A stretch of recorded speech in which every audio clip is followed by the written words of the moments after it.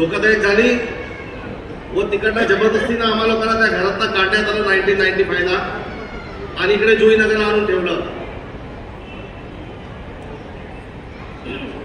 पण 95 पासून ते 2000 पर्यंत 2003 पर्यंत 2005 पर्यंत आमची लोक ट्रान्झिट कॅम्प मध्ये राहिली आणि तिकडनं तुमच्या घरी पुढच्याला मतं मागायला लिफ्ट मधून येणार.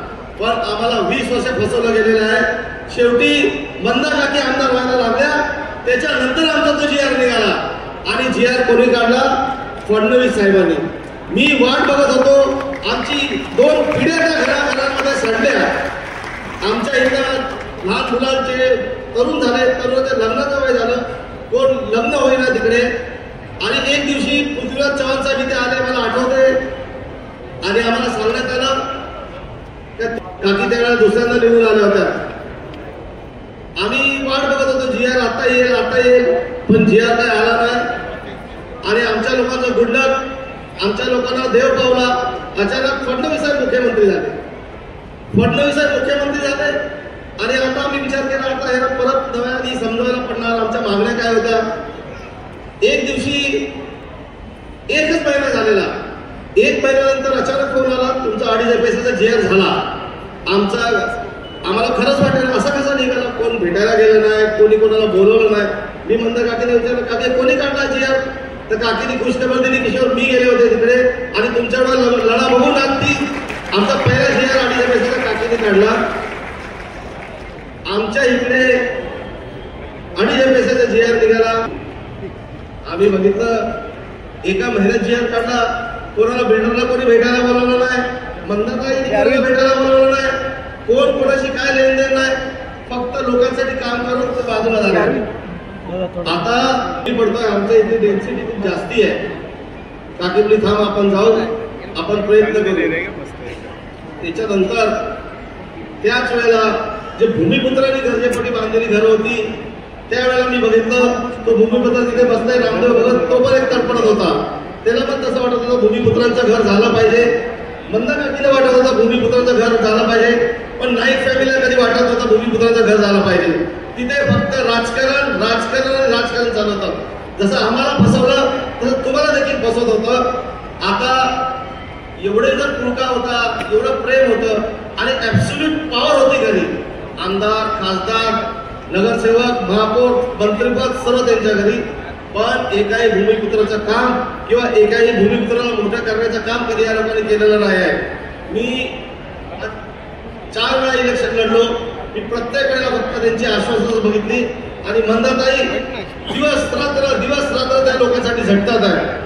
आज इकडे अजून आमच्या लोकांचा गुंडक होतं. आमचा शिवसैनिक मुख्यमंत्री झाला, एकनाथ शिंदे साहेब मुख्यमंत्री झाले. झाल्या काही 2.5 पैसा GR आणलेला. शिंदे साहेबांना मी सांगितलं होतं, साहेब हे आपल्याला परवडत आहे. शिंदे साहेबांनी तो 4 केला. आज ह्या तारखेला नवी मुंबईमध्ये भूमिपुत्रांचा GR निघालेला आहे, FSIचा GR निघालेला आहे. काकीने ते जे फ्रीओचं होतं काकीने ते करून आणलेलं.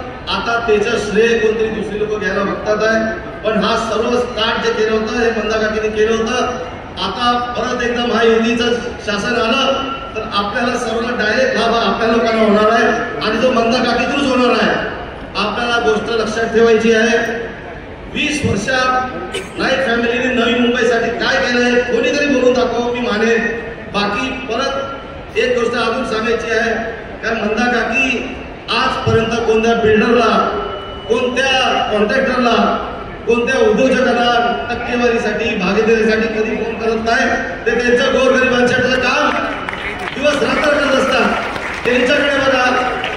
आज नवी मुंबईमध्ये जे दहशतीचं वातावरण आहे, काय बाबा एक विशिष्ट हे लोक निवडून आले तर किती त्रास देणार आहेत, कसं वागवतात. एक भीतीदायक करंट सुटलेला आहे नवी मुंबईमध्ये. सर्वजण एकच बोलतात, अपने को मंदा काकी ही चाहिए, मंदा ताई चाहिए.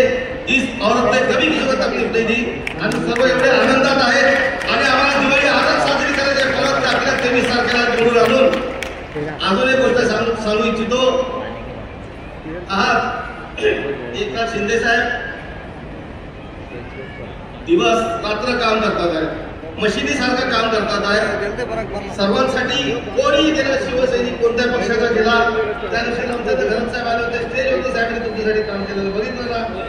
शिंदे साहेब दिवस रात्र शिवसैनिकांना लक्षात ठेवा, आपल्यासाठी काम करतोय. जर हा माणूस आपल्यासाठी काम करतोय, आज आपल्याला त्यांच्यासाठी काम करायची गरज आहे. शिवसैनिकांना परत आवाहन करतो, कोणीही बंडखोराच्या नादी लागू नका. शिंदे साहेबांना ते आवडणार नाही. शिंदे साहेबांची मान उंचावली पाहिजे.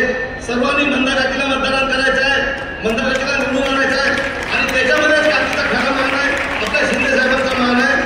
कारण बंदताईसाठी तिकीट आम्ही लोकांनी भांडायला गेलो होतो, साहेब आम्ही संदीप राईचं काम करणार नाही, मंदाकाकीला तिकीट द्या, स्पष्टसाठी त्याला आम्ही. तेव्हा सर्वांना मी विनंती करतो, सर्व शिवसैनिकांना सांगतो, सर्वांनी मतदान मंदाकाकीलाच करायचं आहे, मंदाकाकीचंच काम करायचं आहे. झालं गेलं विसरून जा. आता सभेनंतर शिंदे साहेब आपल्याला एकांतामध्ये सर्वांना भेटणार आहेत. शिंदे साहेब एवढेच बोलतो. जय हिंद, जय महाराष्ट्र.